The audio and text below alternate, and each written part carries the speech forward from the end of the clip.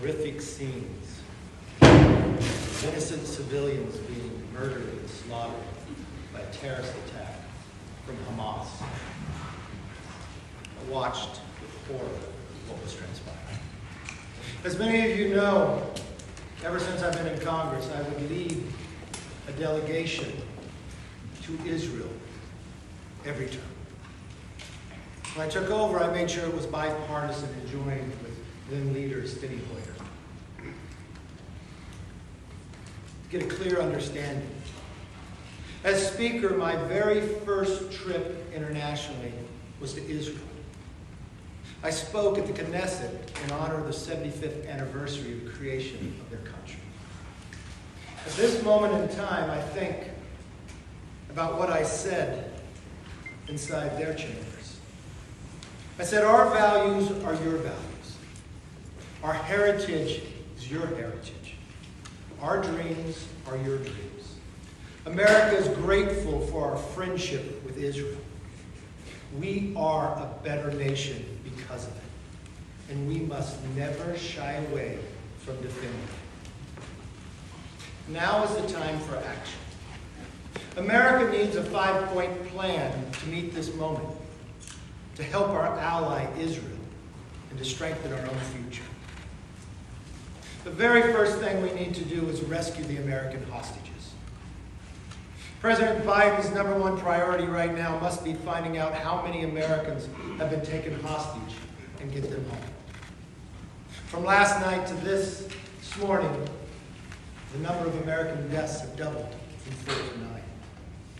This administration must also make clear that harming any American will result in the wrath of the United States. We cannot repeat what happened in Afghanistan. It must be clear that we do not negotiate with terrorists and no American will be left behind. Biden's policy on appeasement, including money for hostage deals, must come to an end. His policy has only emboldened terrorists. And handing over $6 billion to Iran only helps the cause. In explaining that to members of Congress, they said they had provisions to refreeze the money if Iran has done something wrong. They should freeze the money back today. Secondly, the leader of Hamas is reported to be sitting in a 5-star hotel, cheering, watching women, children, grandparents being slaughtered and murdered in the streets. President Biden should demand his extradition now. Second, we must be there for our friend Israel. And what that means, it means action now. You see, I've been down to Gaza many times. I sat next to the Iron Dome in a bipartisan group of members from both sides of the aisle. When we talked to those soldiers and asked them what they feared, is to be overwhelmed. See, a battery of an Iron Dome would go up and knock out a missile. It would first calculate where that missile was going and go next to it and knock it out. But it only has about 20 missiles at a time. We're watching 5,000 go. We always knew their plan was to build enough missiles to overwhelm. And that first set of missiles to be dumb missiles until you took out all the ability in the Iron Dome to knock them down. Then you send the precision-guided, long-range missiles to go to larger populations. We need to resupply Israel where they have no doubt that they will ever be overwhelmed. Third, we must confront Iran. Hamas is Iran's proxy. They brag that they were helped by Iran to attack Israel. We must counter this new axis of power.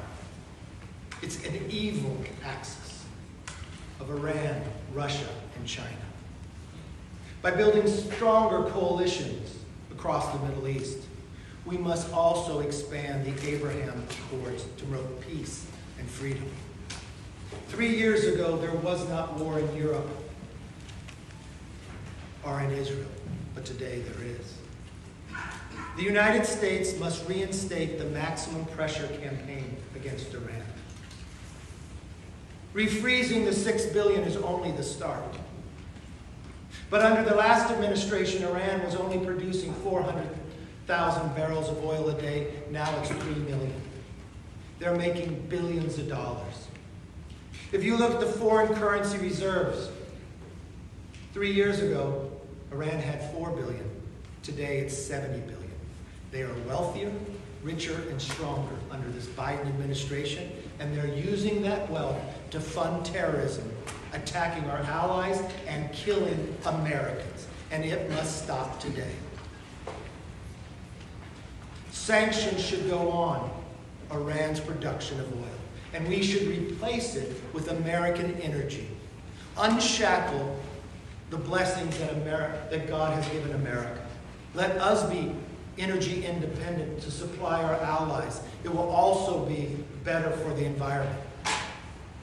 If we simply replaced Russian natural gas in Europe for 1 year, we would lower CO2 emissions by 200 million tons in 1 year. We must enforce harsher sanctions, cut off Iran's ability to export oil, and to refuse to enter any future nuclear deals.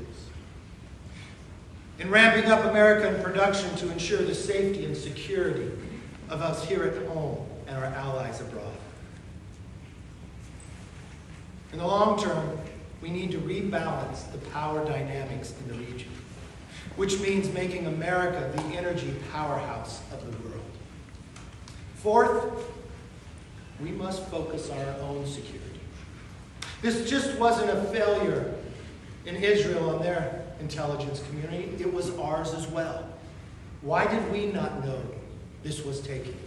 Why do we have a Secretary of State who says he has no knowledge if Iran wasn't involved? He has less knowledge than the Wall Street Journal, of meetings in Beirut and others, of a sophisticated plans going on for months, and an own Twitter notice of more than 40 days ago of Hamas telling us, preparing for the war. In looking at our own intelligent failures, we have to look to our border.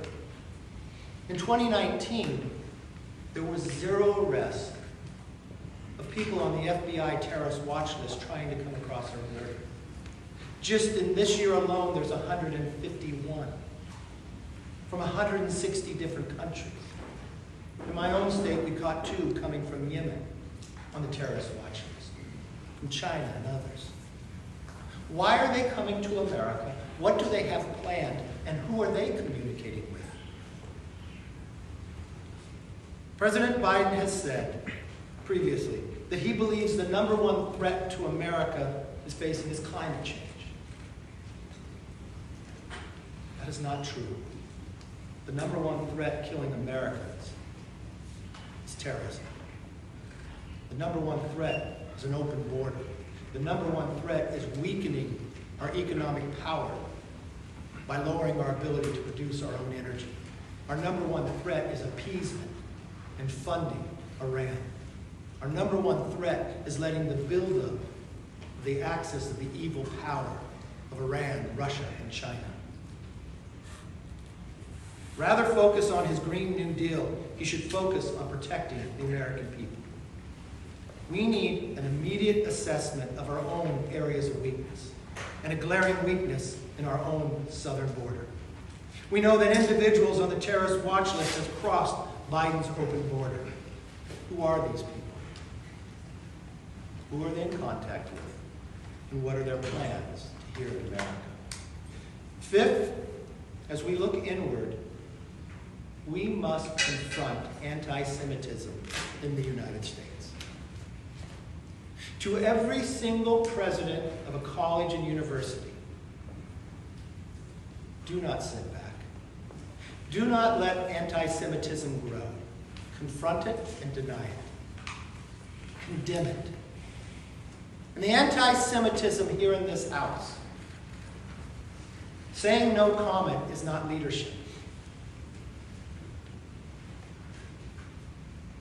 allowing elected members of this body to speak anti-Semitism and not condemn it is wrong. To avoid it is wrong. As Speaker, I watched a member on the other side of the aisle try to reserve a building in here to celebrate anti-Semitism. I removed it. I removed a member from Foreign Affairs based upon anti-Semitism. I watched others yesterday continue those remarks. I watched the leadership on the other side say no comment. Have we not learned anything from history? Have we not understand the moment in life we are living? Do we not realize that weakening America strengthens our enemies? Allowing Iran to produce more oil, appeasement, paying ransoms for American hostages has only made us weaker on the world stage. These 5 actions must be taken now. And to the President, turn off the barbecue and speak to the American people. Be the leader the world is looking for. Otherwise, the world will stay unsafe. With that, I'll take some questions. Mr. Speaker, Yes. Given this crisis overseas, there's been a lot of focus about the paralysis here in the House. Over the weekend, several of your members even called for you to be reinstated as Speaker. Do you envision any scenario in which you could be a candidate for Speaker, especially if there's a deadlock in this race? Look, this is about a moment in time. This is about what America's going to do. Could you imagine if we were sitting here and we listened further to a Gates and Mace, that we were in a shutdown? That we, as we asked our 30,000 men and women in the military in the Middle East to defend us without being paid? The question around the world of what was happening here today, that's a decision by the conference. I'll allow the conference to make whatever decision. Whether I'm Speaker or not, I'm a member of this body. I know what history has had, and I can lead in any position it is. And right now, I realize we need these 5 actions taken now and stop delaying. Yes. What action can or should the House take this week? Obviously, there is the question of whether it can pass a resolution, or even if there was a pro tem speaker elected quickly. What can the House do? Unfortunately, the House can do nothing without a speaker. I could be upset with 8, but I could be upset with every single Democrat as well. They both made the same decision, a political decision, instead of putting America first. Well, And so you have to finish the Speaker, or, I know this is new territory, it was created after 9/11. I don't understand why the Speaker pro tem couldn't lead as well. We should have a resolution on the floor condemning what's taken place so the rest of the world understands. We should supply and make sure that there's no question and no doubt that Israel will never be overwhelmed when it comes to ammunition. That if they decide to send the precision-guided missiles, that they will be knocked down. We should send no doubt to anyone that holds an American citizen that we will not leave without them. This will not be Afghanistan. We will not allow this administration to do this again. so to clarify that, we would. What would you tell your colleagues to do in this state of paralysis? Would you tell them elect the pro tempore speaker and Henry and buy themselves Look, time? I mean, to do that resolution, you need someone. I'm going to allow the conference to do their work, but the one thing I would ask my conference, you have 96% of the conference in one place, and you're allowing 4% with the Democrats playing politics, but now putting a doubt inside this body. That is wrong. Speaker Harvey, what do you make of, you talked about Iran as being part of this axis of evil, the reports of Iranian assets basically infiltrating the Biden administration. Do you see that as playing a role in the intelligence failures as it pertains to Israel here? I see an overwhelming intelligence failure, but understand what transpired from one administration to the next. From the very first day of the Biden administration, they moved towards appeasement. Iran, economically, their regime was in trouble. $4 billion in reserves, 70 billion today. 400,000 barrels being produced to 3 million today. Look at the price of oil as well, as this Biden administration attacks our own ability to produce. But watch what else happened. The shift to now start paying ransom for Americans, so more were captured. The 6 billion, but it wasn't just the 6 billion, it's the production of oil as well. It's every movement they have taken. And what does it mean when you move towards Iran? Our allies wondered whether we'd be there. Then look at the next decision, what he did in Afghanistan. It made our closest of allies move to China. It allowed China to enter the Middle East, to bring Saudi Arabia and Iran together. He criticizes Saudi Arabia but praises Iran. Then he moves our intelligence to the number one priority being climate change. However important we understand climate change to be, it's not the number one issue of the intelligence community. This is a colossal failure. And then to open up our borders, knowingly what's coming across, to allow a secretary to tell you the border is secure when nobody could ever look at you in the straight face and believe that.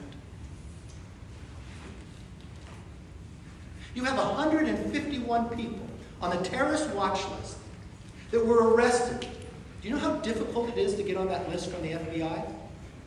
But in 2019, the number was 0. Iran is stronger, more financially secure, and utilizing that resources to fund terrorism around the world. Killing Americans, taking hostages of Americans. Put it in perspective. 9 Americans died so far that we know. 800 Israeli deaths of a population of 9 million. If that was to happen on American soil, based upon what's coming across this southern border, that's the equivalent of 30,000 Americans being murdered and slaughtered. So what we should be doing and what he should be doing right now, President Biden, is securing the support of every other nation around the world for Israel to defend themselves. This will not be a short endeavor.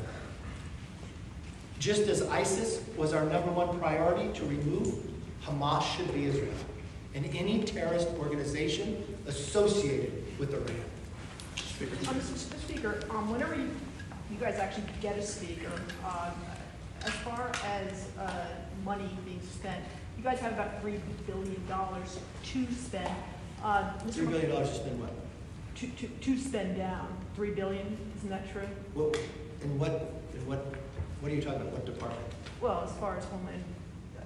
You have a number of areas to spend. Are you talking about $3 billion to spend on the border, $3 billion to spend in weapons, $3 billion to spend where?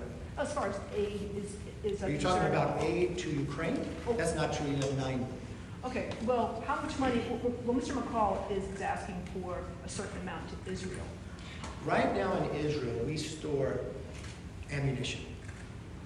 We should be able to release that. Another thing that needs to happen here, as we have supplied arms to Ukraine, we have depleted our stockpile.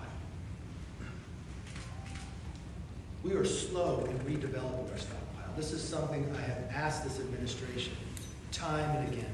I believe it could be bipartisan, that we should expand our ability of production so we are never caught short. And we watch this terror.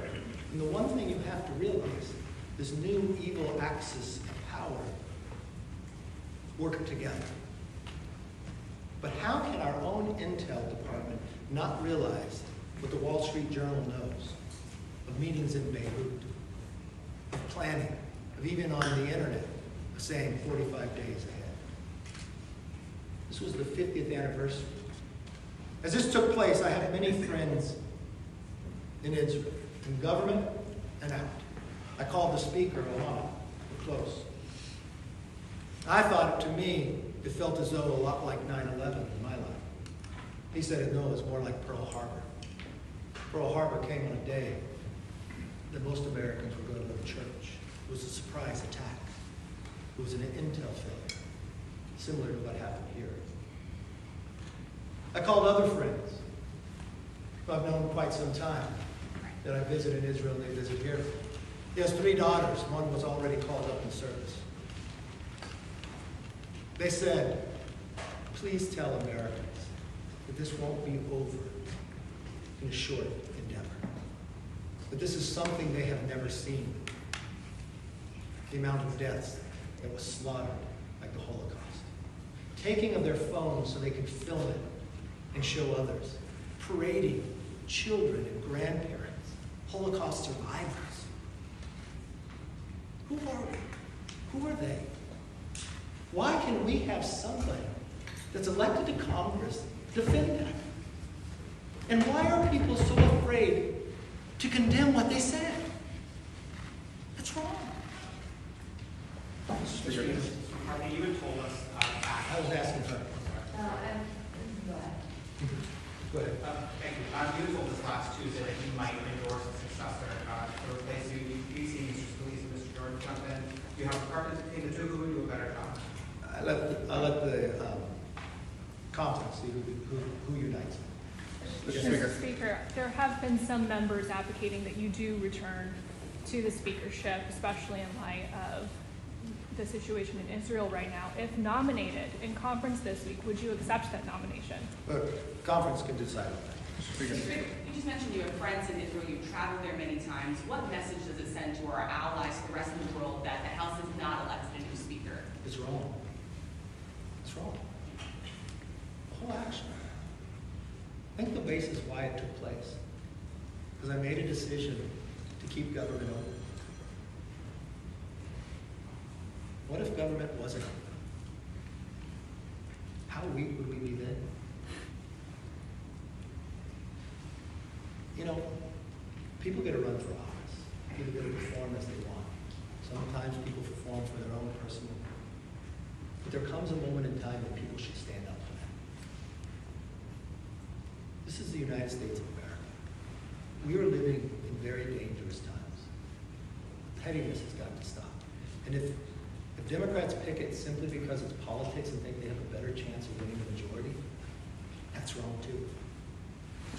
Just to follow up on that, I mean, do you think, I know you talked about intelligence failures, but do you think that Hamas exploited this situation, the lack of a speaker, and, you know... They had been planning it for quite some time. I think a number of things have transpired. I think a new administration that goes to appeasement, that didn't embrace Abraham Accords, that actually went after our allies like Saudi Arabia and rewarded those who were evil like Iran. That right there gives you challenges.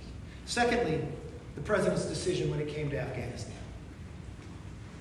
People then questioned, would America be there? We watched the culmination of this new axis of power, of evil, of China, Russia, and Iran. We watched the president when he met with Putin, that literally lifted the sanctions of Nord Stream 2, but got nothing in return. It was a Neville Chamberlain moment. We watched his attack on American energy production, lowering the SPRO, our Strategic Petroleum Reserve, is down to nothing. The price of oil is up higher, to almost $100 a barrel. The production in America attacking it. Those are moments in time that are weakness. That is when evil feels they can move. And that's exactly what they do. Speaker, would you support putting American Special Forces on the ground in Gaza to rescue Americans? And second question, what would an aid package look like beyond replenishing the Iron Dome? How much are you willing to spend? I don't think it's just the Iron Dome that needs to be replenished. We want to make sure that we kill Hamas, destroy Hamas. The technology that America has is superior to all. Israel is a tremendous fighting force. But the more precision-guided missiles, more tactics that we can supply them with ammunition, that American forces, Israel has never asked an American soldier to fight for them. They've done it on their own. But we can support the ammunition to make sure they can get the job done. But with Because the one thing that we learned, I would leave it to the military experts to come back and assess what they currently need to get the job done. And I would be there to support it. But the first thing I would do, I would support now. So there would be no question and no doubt in the world that no one else enters this conflict. And I want to make it very clear that this will not be Afghanistan, that we will not leave Americans on the ground. This administration has to learn. We do not do that as America.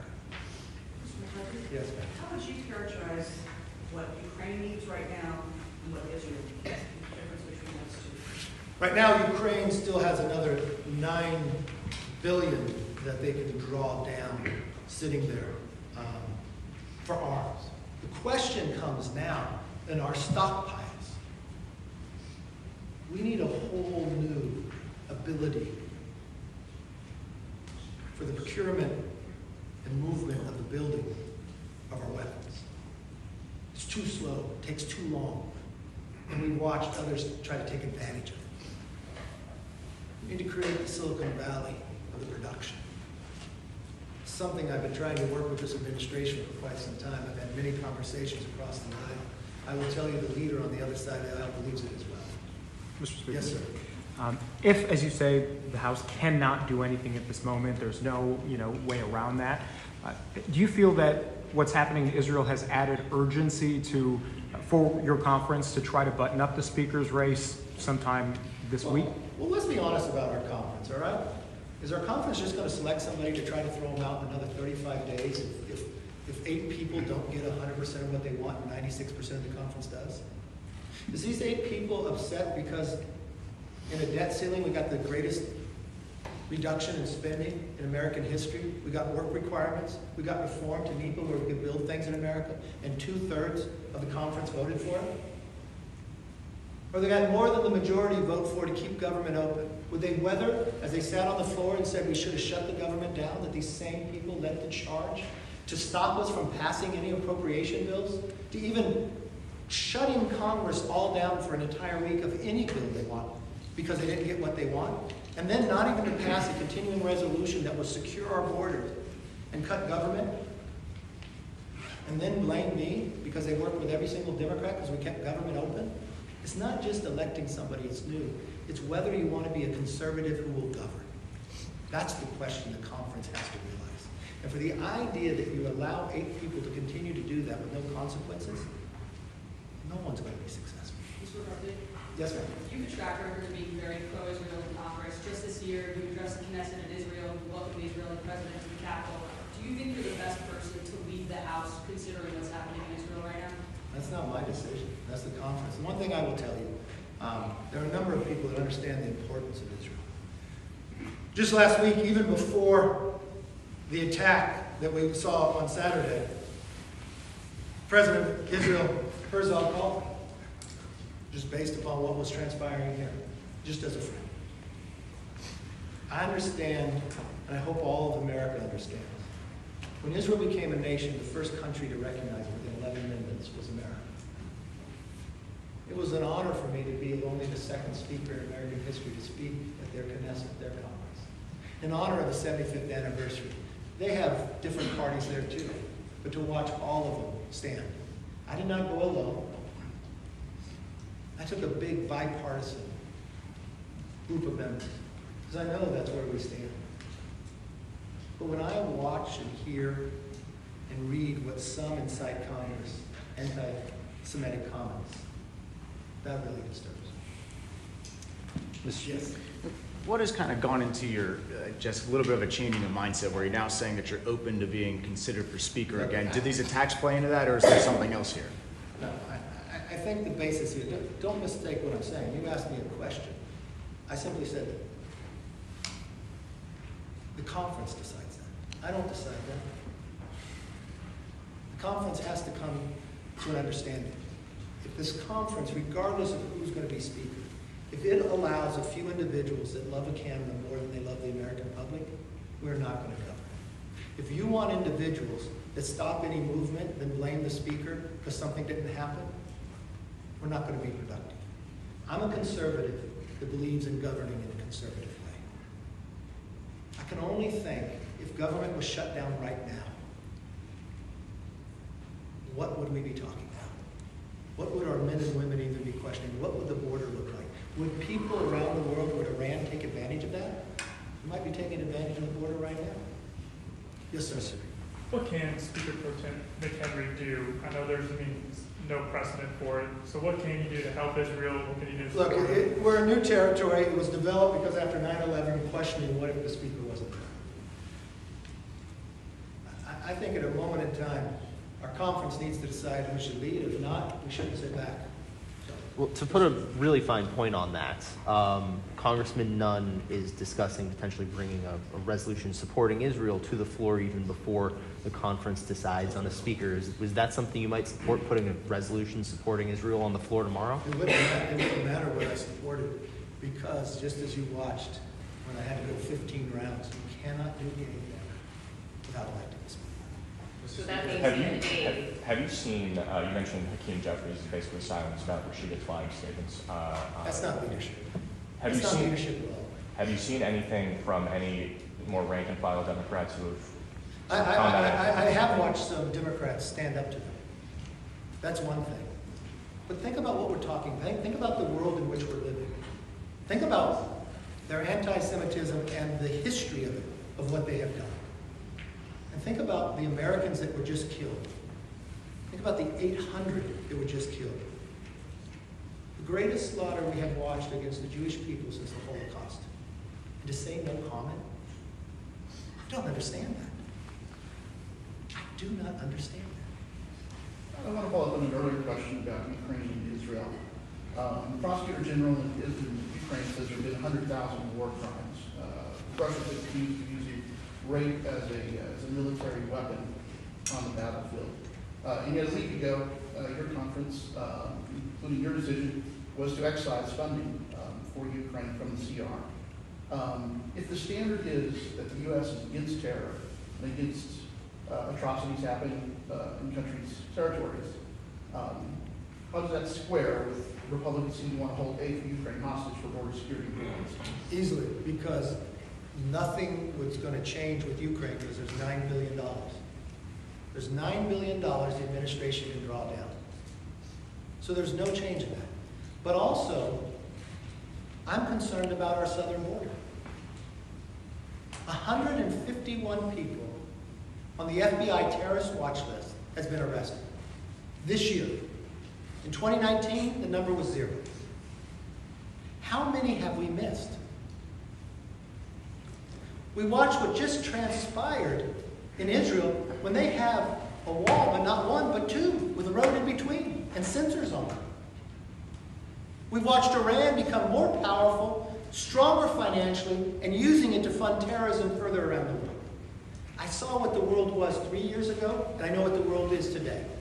And it's much more dangerous. But do you fear that cutting the... No, I did not fear, because you had 45 days to not only deal with that, but also deal with America. So it's not... I've been very clear with this administration.